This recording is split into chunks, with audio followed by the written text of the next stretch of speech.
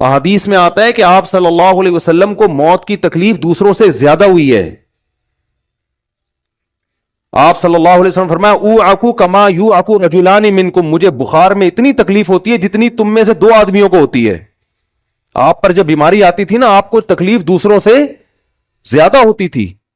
اور امی عائشہ رضی اللہ تعالی عنہا فرماتی ہیں کہ نبی صلی اللہ علیہ وسلم کا سر مبارک میری گود میں تھا جب آپ کی روح نکلی ہے, اور آپ کو آپ کی جو میں نے موت کی تکلیف دیکھی ہے, جس شدت میں آپ جس تکلیف میں تھے, اس کے بعد مجھے کسی کی موت کی جو آسانی سے کوئی دنیا سے گیا ہو نا, اس کے مرنے پر مجھے کبھی رشک نہیں آیا. رشک کا کیا مطلب کہ بھئی یہ اتنی آسانی سے چلا گیا تو اس کا مطلب یہ زیادہ اچھا تھا, اور معاذ اللہ آپ صلی اللہ علیہ وسلم کے اعمال کم تھے, تو یہ تو ممکن نہیں ہے نا. کہتے ہیں مجھے کبھی کسی پہ رش نہیں آیا کہ آرام سے مر گیا تو بہت نیک ہوگا. ٹھیک ہے نا, بہت مشکل ہے سمجھانا. امی عائشہ فرماتی ہیں کہ یعنی امی عائشہ کی حدیث کا مفہوم بیان کر رہا ہوں کہ نبی صلی اللہ علیہ وسلم کی موت کے وقت جو تکلیف کی حالت تھی اس کو جب سے میں نے دیکھا ہے, تو امی عائشہ کی بات کا خلاصہ یہ ہے کہ اب اگر میں کسی کو دیکھتی ہوں نا کہ آرام سے روح نکل رہی ہے, یعنی آرام سے مر رہا ہے, دنیا سے جا رہا ہے, تو مجھے اس پہ رش نہیں آتا کیونکہ بہت نیک ہوگا. کیا مطلب؟ اس کا نیک عمل سے تعلق بولتے کیوں نہیں ہے. لیکن ہمارے ہاں سارا مدار کس پر ہے؟ مرنے کے بعد شکل کیسی ہے اس کی؟ آڑا ترشا ہو گیا تو جہنم میں جا رہا ہے, اس کا مطلب. اور اگر مرا ہوا ہے, دانت کھلے میں, ایسا لگ رہا ہے مسکرا رہا ہے, سیدھا کہاں جا رہا ہے؟ او بھائی, اگر خدا نخواستہ کوئی لکوے کا مریض تھا, کوئی فالج کا مریض تھا, وہ تو مرے گا تو اس کا تو بیچارے کا ہوگا تھوڑا سا چہرہ بھی ٹیڑھا ہو سکتا ہے, کچھ بھی ہو سکتا ہے, نیک لوگوں کا بھی ہو سکتا ہے. تو مدار کس پر ہے؟ اعمال پر. اور نیک لوگوں کو بعض دفعہ موت کے وقت ڈبل تکلیف دی جاتی ہے. ایک تو اس لیے دی جاتی ہے, یا تو اس لیے کہ کوئی گناہ ان کا باقی رہ گیا ہوتا ہے.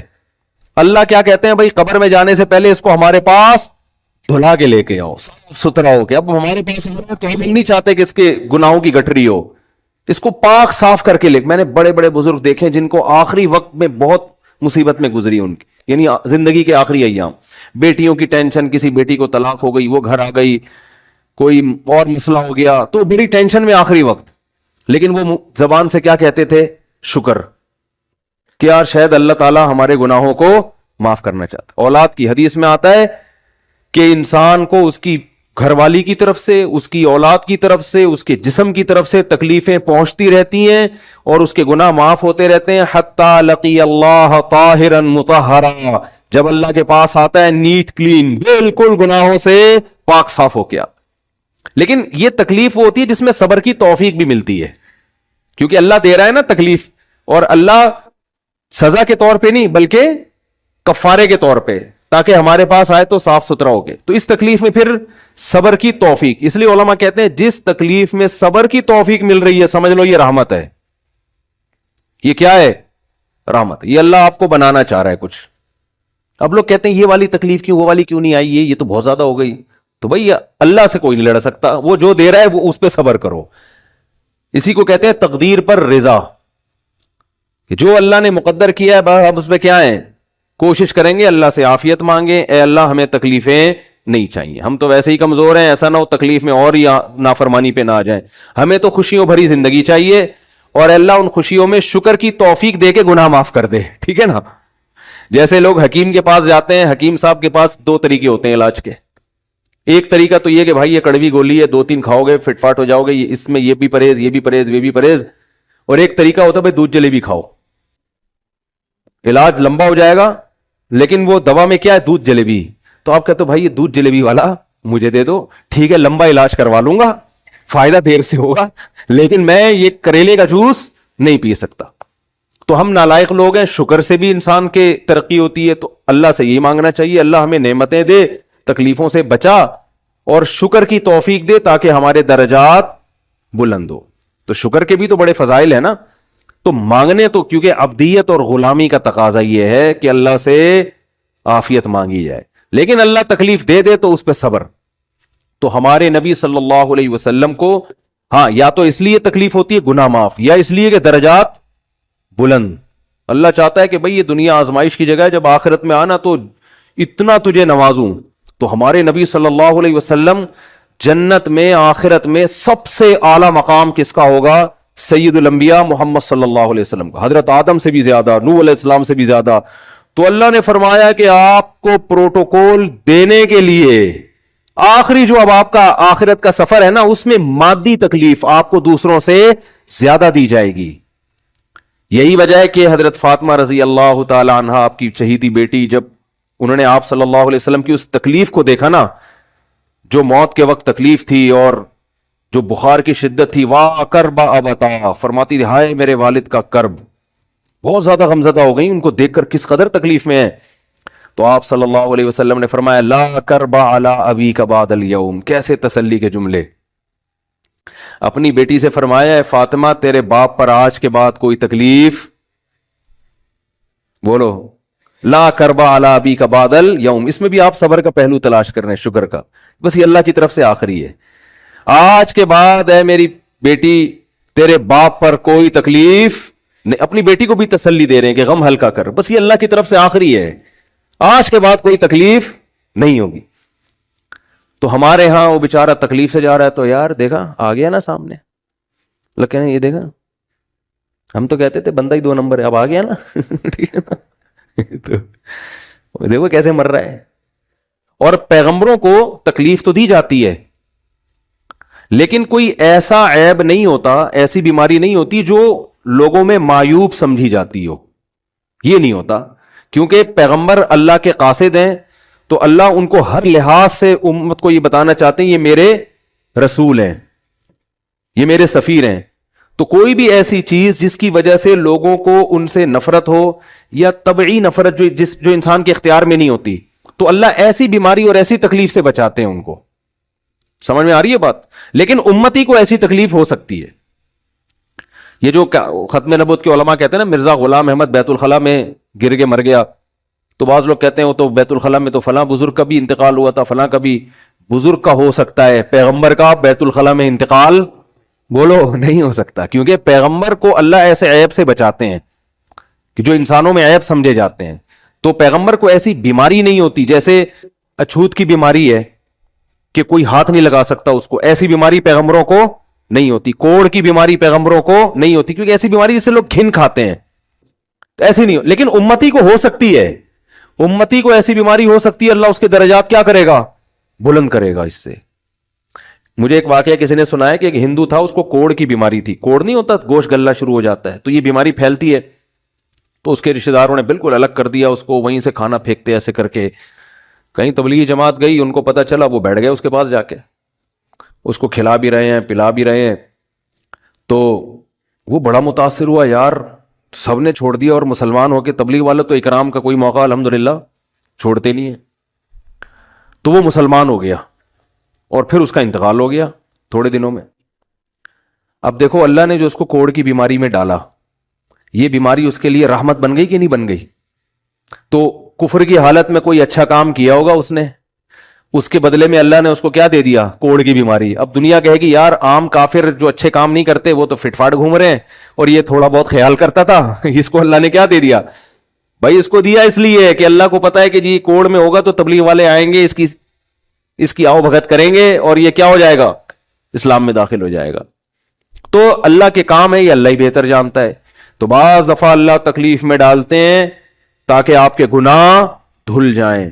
تو اس لیے موت کی جو تکلیف ہے نا، اچھا اور عین ممکن ہے کوئی بہت بڑا بدماش ہو، بڑے آرام سے مر جائے وہ، اور مرنے کے بعد ایسی خوبصورت اسکن ہو جائے اس کی، کیونکہ اسکن کی اچھے یا برے ہونے کا تعلق موسم سے ہے. جینے ٹھیک ہے نا. جس کو برین ہیمریج ہوتا ہے تو چہرہ خراب ہوتا ہے، چاہے وہ نمازی ہو. میں نے ایسے پکے نمازیوں کو جن کی نماز کی حالت میں ڈیتھ ہوئی ہے، ان کو دیکھا موت کے بعد ان کا چہرہ کالا ہو گیا. یہ بری بات نہیں تھی، یہ کالا اس لیے ہو گیا کہ برین ہیمریج ہوا، رگ پھٹی ہے تو بلیڈنگ ہونا، اور ہارٹ اٹیک بھی ہوا پھر ان کو. تو ڈاکٹر کہہ رہے تھے ان کو جلدی دفناؤ کیونکہ یہ بہت جلدی ان کا جسم خراب ہو جائے گا. حالانکہ پھر میں نے خواب میں ان کو جنت میں بھی دیکھا. صحیح ہے نا. تو خام خامنہ لوگوں نے یہ چیزیں بنائی ہوئی. تبھی میت کو چھپانے کا حکم ہے, کیونکہ اکرام کرنا ہے نا, تو چہرہ مرنے کے بعد بگڑنا شروع ہوتا ہے. یہ ہر ایک کا ہوگا, چاہے نیک ہو چاہے برا. تبھی تو حکم ہے کہ اس کو جلدی دفن کرو, کیونکہ اس کی توہین ہے اب لوگوں کے سامنے رکھنا. اور ہمارے یہاں کیا ہو رہا ہے, باقاعدہ مردوں کے ساتھ سیلفیاں چل رہی ہیں, ناک میں روئیاں ٹھوسی ہوئی ہیں, اور ویڈیو بن رہی ہے, اور زیارت ہو رہی ہے, لائن لگ لگ کے پبلک دیکھ کے جا رہی ہے. کیا جاہلانہ رسم ہے یار, کیا جاہلانہ. میت میں اور دلہن میں فرق ہونا چاہیے. دلہن کی منہ دکھائی ہوتی ہے, وہ محلے پڑوس کی عورتیں آتی ہیں, بھائی دلہن آئی ہے, بیوٹی پارلر سر کے دیکھ رہی ہیں. تو مردے اور دلہن میں اتنا تو فرق کرو, مردے کی بھی رونمائی ہو رہی ہے. تو یہ غلط رسم ہے. انتقال ہو گیا, فوراً چہرے پہ کپڑا. ہاں جو اس کے بہت قریبی لوگ ہیں, قریبی لوگ ایسا ہوتے ہیں کہ اگر وہ بدبو آ بھی رہی ہو, چہرہ بگڑ بھی جائے, ان کو نفرت نہیں ہوتی.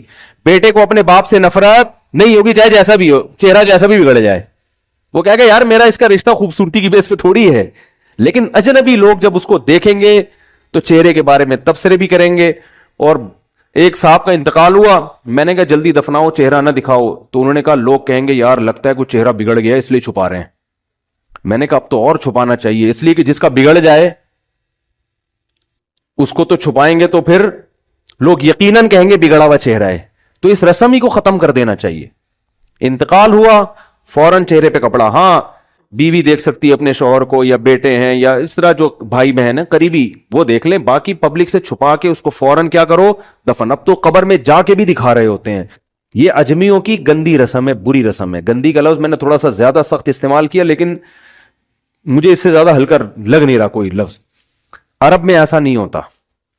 سعودی عرب میں جو ہے نا, عرب لوگ بہت سی چیزوں میں ابھی بھی اسلام کے بہت قریب ہیں, بڑے خاندان. ہم لوگ چونکہ ہندوؤں کے ساتھ زیادہ رہے ہیں نا انڈیا میں, تو بہت سی چیزیں ہم نے وہاں سے کیا لی ہیں جو مذہبی لوگوں میں بھی آئی ہیں. عرب میں یہ سسٹم نہیں ملے گا. آپ عرب میں جب تک زندہ ہے احترام, ادب, تمیز. انتقال ہو گیا فوراً سے پہلے دفنایا. قبر پہ تختی بھی نہیں لگاتے. وہ جائز ہے تختی لگانا, لیکن وہ بھی نہیں لگاتے. کہہ رہے ہیں اب اس کو تختیوں کی ضرورت نہیں ہے, اب دعاؤں کی ضرورت ہے. دعائیں ہوتی رہتی ہیں ابا کے لیے, اور صدقات و خیرات کرتے ہیں, ایسا صدقے کرتے ہیں عرب کہ آپ کی سوچ ہوگی. ایسی سخاوت ہے عربوں میں, اپنے ابا کے لیے, اپنی اماں کے لیے دعائیں کرتے ہیں. وہ میں نے بتایا نا ایک واقعہ, میں نے بہت پہلے سنایا تھا. جدہ میں کسی کے ہاں ٹھہرا ہوا تھا, سعودی عرب میں, پاکستانی تھے وہ کسی عرب کے ساتھ 30 سال سے ملازمت کر رہے تھے. عربوں کا نا آپ کو ایک پہلو دکھایا جاتا ہے میڈیا, عربوں کا نا آپ کو ایک پہلو دکھایا جاتا ہے میڈیا پہ, جو اچھا پہلو ہے وہ نہیں دکھایا جاتا. جو اسلام کی وجہ سے ان میں خوبی ہیں وہ نہیں دکھایا جاتا. تو ایک عرب شیخ تھا جس کی ہاں یہ ملازم. دوسرا عرب کا جو اصل کلچر آپ کو ملے گا گاؤں دیہاتوں میں, شہروں میں تو پتہ نہیں کون کون آگے آباد ہوا ہے, اس میں اچھے بھی ہیں برے بھی ہیں. تو کہہ رہے ہیں میں نے دیکھا کہ وہ ایک عرب شیخ اپنی فیکٹری سے نکلا, میں تو ایک بھیکاری آیا, اس نے اللہ کے نام پہ کچھ مانگا. اس کے پاس پتہ نہیں تنخواہ بانٹنے نکل رہا تھا, کیا نکل رہا تھا, اس کے پاس بہت سارے پیسے تھے ریال. تو اس نے اس کو بھیکاری کو دے دیے. بھیکاری کو جیسے دیے, بھیکاری نے, اچھا یہ عرب بھی 80 سال کا بڈھا, تو اس بھیکاری نے اس کے عربی کے ماں باپ کو دعائیں دینا شروع کر دی دل سے نا. کوئی پاکستانی تھا ہوا بڑا ڈیڑھ ہوشیار, دعائیں دی, اللہ کرے تمہارے ابا کی مغفرت ہو جائے, اللہ کرے. تو وہ عرب کو اتنا اچھا لگا, اس نے اور دے دیا. پھر وہ شروع ہو گیا, اللہ کرے تمہارے ابا وہ پھر اور دے دی. کہہ رہے ہیں اتنے پیسے اس بھیکاری کو دے دیے. میں نے کہا یار یہ تو لاکھوں پتی بن گیا ہے, سارے پیسے ختم ہو گئے اس کے پاس, اور وہ گھنا دعائیں دیتا جا رہا ہے. وہ جو گھنا تھا نا وہ کیا کر رہا ہے, وہ بھی گھنا بن کے طبیعت سے دعائیں دے رہا ہے. وہ رونا بھی آ جاتا ہے پاکستانیوں کو, آپ کو پتا ہے. تو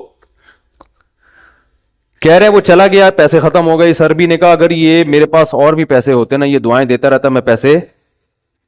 بعض ایسے جذبات ہو جاتے ہیں نا انسان کے کہ اس کو لگتا ہے کہ شاید یہ دعا قبول ہو رہی ہے, بعض ایسی کیفیات آ جاتی ہیں انسان کے اوپر. تو وہ پاکستانی تھے جنہوں نے مجھے واقعہ سنا. کہہ رہے ہیں یار ان کے اندر کوئی ان کے قریب رہے نا تو بعض چیزیں ان میں بڑی خاندانی. عربوں میں ماں باپ کا بہت احترام ہے, بہت. جتنے کسٹمر کے ساتھ بدتمیز ہوتے ہیں نا, باپ اور ماں کے ساتھ اتنے ہی اچھا سلوک کرتے ہیں. ایسا نہیں ہے جیسے زبان چلا دی اور یہ کر دیا. باپ بیٹھا ہوگا, سب چپ کر کے آرام سے بیٹھے ہوں گے کہ باپ یہ بول بیٹا رہا ہے. ہمارے یہاں بیٹا باپ مجھے تو, میں تو لوگوں سے پوچھتا ہوں یہ پہلے کیوں, کہ مجھے ایسا لگ رہا ہے آپ کا بچہ آپ سے پہلے پیدا ہو گیا. یعنی وہ باپ بنا ہوا ہوتا ہے ٹھیک ہے نا, باتیں ایسے کر رہا ہوتا ہے کہ جو بیٹا ہے وہ باپ لگ رہا ہے, جو باپ ہے وہ بیٹا لگ رہا ہے. تو خیر کہاں سے کہاں بات چلی گئی, کیا بات کر رہا تھا؟ ارے یار یہ تو موضوع کو کوئی پکڑ کے رکھے, یہ بہت بڑی جاہل پیر کی بات تو میں نے شروع کی تھی, شیطان ہوا وغیرہ سب ہو گیا. ہاں یہ بات چل رہی تھی کہ موت کی تکلیف اگر کسی کو ہوتی ہے, میں یہ بتا رہا تھا کہ اسلام کی باتیں اللاجیکل بات اسلام نہیں کرتا. ہاں مذہبی لوگ بعض دفعہ ایسی باتیں کر کے لوگوں کو بیوقوف بنا دیتے ہیں, قرآن کی آیتوں کی غلط تفسیر کر لیتے ہیں کہ بھئی وہ اتنی تکلیف سے مرا اس کا مطلب وہ جہنم میں جائے گا, وہ نیک آرام سے مر گیا. تو قرآن و سنت سے ملتا ہے کہ نیک لوگوں کو موت کی تکلیف بہت دفعہ ہوتی ہے, زیادہ بہت دفعہ نہیں بھی ہوتی. اب یہ نہیں کہ کوئی آرام سے مر گیا تو آپ کہیں سیدھا جہنم میں گیا, اس کو تو تکلیف ہی نہیں ہوئی, یہ بھی ضروری نہیں ہے. ٹھیک ہے, اس کو بولا یہ اللہ کی رحمت ہے, اچھا گمان رکھنا چاہیے نا کہ بھئی یہ اللہ نے پہلے ہی دھلا دیا اس کو. تو یہ جو موت کی تکلیف جس کو قرآن میں آتا ہے نا کہ برے لوگوں کو موت کی تکلیف ہوتی ہے, وہ روح نکلنے کی ہے, کہ جب عالم برزخ کی طرف روح جاتی ہے اور اس کو برزخ کی چیزیں نظر آنا شروع ہوتی ہیں, تو پھر روح چاہتی نہیں ہے کہ میں جسم سے جدا ہوں, لیکن فرشتے اس کو کھینچ کے نکالتے ہیں. تو یہ عالم برزخ کی چیز ہے, اس کا اس مادی زندگی سے تعلق نہیں ہے. مادی زندگی میں تو کسی کے یہاں گولی مارو گے نا, آ کر کے گئی نکل گئی مر گیا, اور کسی کو کیما بنا کے مارو گے تڑپا تڑپا کے تو تڑپ تڑپ کے مرے گا وہ.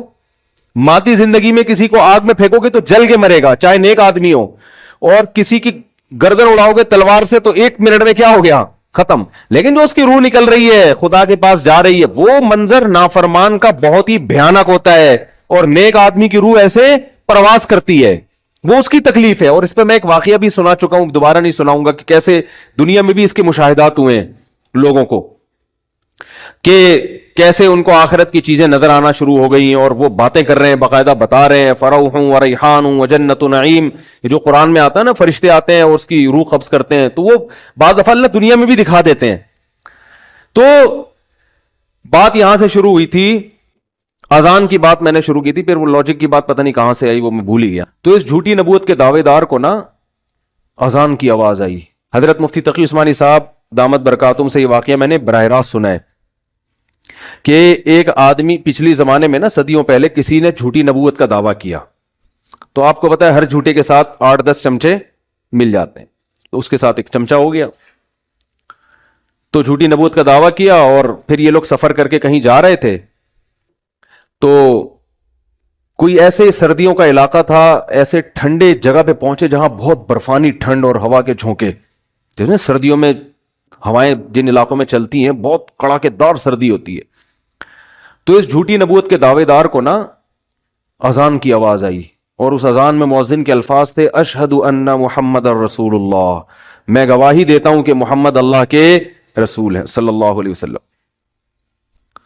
تو اس نے کہا کہ یار یہ آواز کہاں سے آ رہی ہے, اپنے چیلے سے کہا. اس نے کہا اپنے جو بھی مرشد اس کا, جو بھی پیر قذاب, اس سے کہا وہ دیکھ مینار پہ مؤذن چڑھا ہوا ہے, اندھیرے میں اتنی سخت سرد ہواؤں میں وہاں چڑھا ہوا ہے, اور کیا کہہ رہے اشہد ان محمد الرسول اللہ. اس وقت جب سب سو رہے ہیں, اس نے کہا یار ہم نے جو نبوت کا دعویٰ کیا نا واپس لے لیتے ہیں ٹھیک ہے نا, ہم نے جو دعویٰ کیا نا نبوت کا, بہتر ہے کہ ہم اس سے کیا کر لیں, رجوع کر لیں, کیونکہ یہ پروٹوکول کسی سچے نبی کو تو مل سکتا ہے کہ رات کے آخری حصے میں عرب سے اتنا دور اندھیرے میں اٹھ کے سردیوں میں ایک آدمی کھڑے ہو کر محمد صلی اللہ علیہ وسلم کی نبوت کی شہادت دے رہا ہے.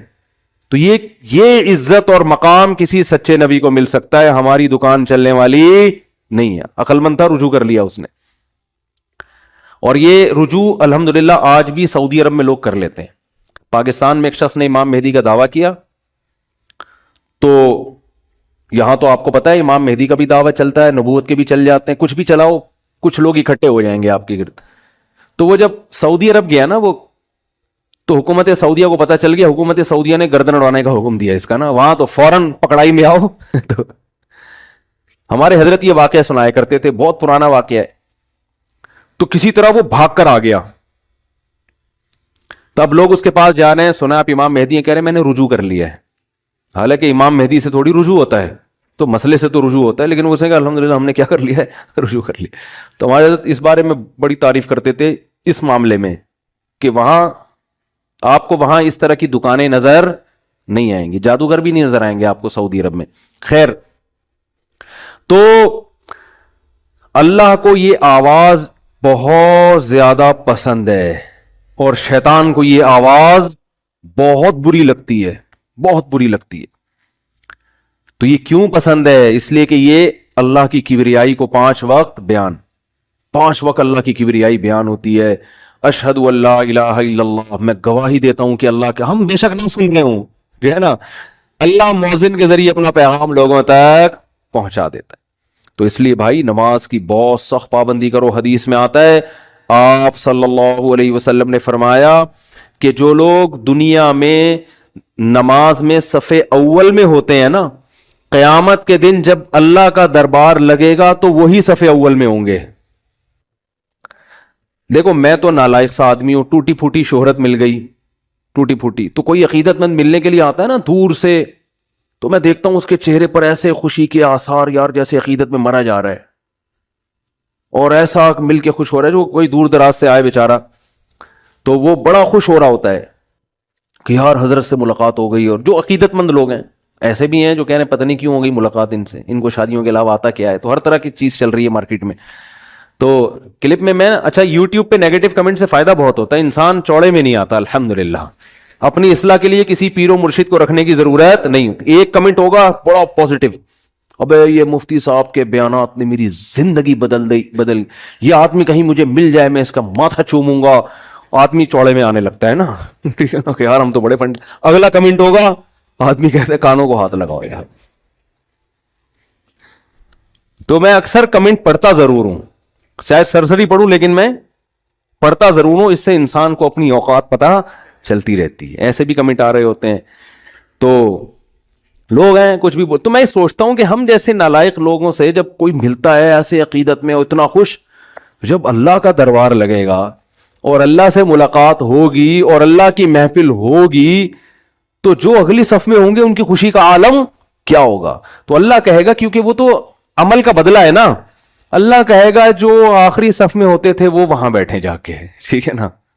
وہ کیونکہ جب جنہوں نے مجھے دنیا میں دیکھا نہیں تھا نا, اور میری دعوت پر پہلے مسجد میں آ کے بیٹھ جایا کرتے تھے, حالانکہ انہوں نے مجھے دیکھا نہیں تھا, تو آج جب تم لوگوں نے دیکھ لیا, مجھے یقین آ گیا, تو آج ان کو میں پروٹوکول دوں گا جو آخری صف میں ہوں گے وہ آخر میں.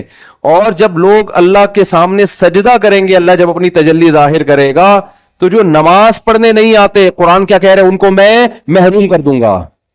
اور ان کو پھر میں بتاؤں گا کہ میری طرف سے جب ندا لگائی جاتی تھی نا, حی علی الصلاۃ, نماز کی طرف, تم سمجھتے تھے مؤذن بلا رہا ہے, مؤذن تھوڑی ہو, تو میں بلا رہا ہوتا تھا. تو میری طرف سے جب ندا لگائی جاتی تھی, تم صحیح سالم ہوتے تھے, گھر میں پڑے رہتے تھے.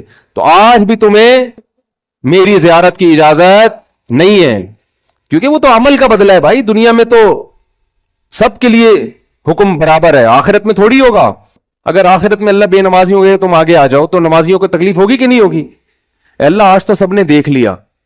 اور حدیث میں آتا ہے اللہ کا دیدار اتنا لذیذ ہوگا, اتنا اس میں لذت ہوگی کہ جنت کی ہر نعمت کو بھول جائیں گے لوگ. ابھی ہم نے دیکھا نہیں ہے نا, اس لیے ہماری سمجھ میں نہیں آ رہا. امام شافعی رحمہ اللہ تعالی فرماتے ہیں کہ اگر نافرمان کو صرف یہ عذاب دیا جاتا نا کہ جس دن اللہ کی زیارت ہوگی وہ اس زیارت سے محروم ہوں گے, تو فرماتے ہیں کہ جہنم کا عذاب نہ بھی ہوتا تو یہ عذاب کافی تھا ان کے لیے. کیونکہ امام شافعی تو کے دل میں تو اللہ کی معرفت تھی نا, وہ تو جانتے تھے کیا ہوگا. کہتے ہیں یہی عذاب بہت بڑا ہے کہ انہم عن ربہم یومئذ لمحجوبون, کہ یہ لوگ اس دن اللہ کی زیارت سے محروم ہو جائیں گے.